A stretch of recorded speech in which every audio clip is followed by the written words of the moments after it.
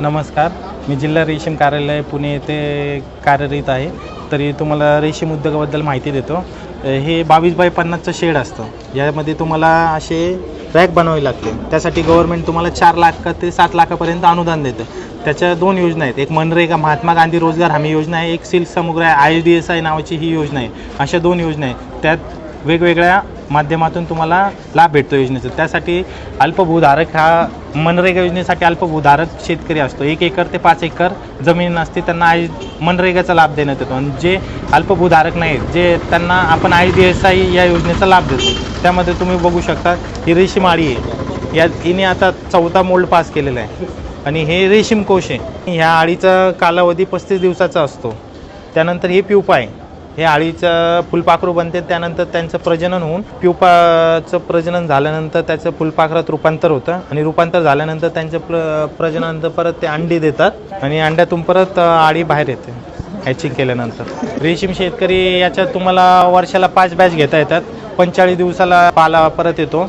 आणि वार्षिक उत्पन्न 3 लाख ते 5 लाखापर्यंत घेता येतं तुम्हाला. कृषीवर व वनस्पतीवर आधारित हा रेशीम उद्योग आहे. रोजगाराची प्रचंड क्षमता आहे. आणि तुम्ही कृषी कमी श्रमात अल्प गुंतवणुकात भरपूर मोबदला घेऊ शकतात. आणि यापुढं तुम्हाला कशी रेशीम शेती करायची, काय काय कामं असतात ते समजू शकतं. पलीकडे तुम्हाला निर्जंतुकीकरणाचं वगैरे आहे. त्यानंतर प्रौढ आळी कीटक संगोपन आहे. यासाठी तुम्हाला V1 जातीचे रोपाचं प्लांटेशन करावं लागतं. 1 एकरमध्ये साधारणतः 5 ते 6 हजार झाडं तुम्हाला लावावं लागतात. ISDSI या योजनेत तुम्हाला 1 टाईममध्ये अनुदान भेटतं. आणि मनरेगा योजनेत तुम्हाला टप्प्याटप्प्याने अनुदान भेटतं. 3 वर्षात अनुदान भेटतं. तर मस्टर निघतात त्याचे. तुम्ही जसं तुमच्या शेतात मजूर म्हणून काम करायचं त्याचा मोबदला गव्हर्नमेंट तुम्हाला देतं. नुकसानीमध्ये म्हणजे कसं होतं, शेतकऱ्यांना अपुरी माहिती असते. त्यासाठी तुम्ही जवळच्या जिल्हा रेशीम कार्यालयाशी संपर्क साधू शकता. आणि याचं नाव नोंदणी डिसेंबर ते नोव्हेंबर महिन्यात असतं.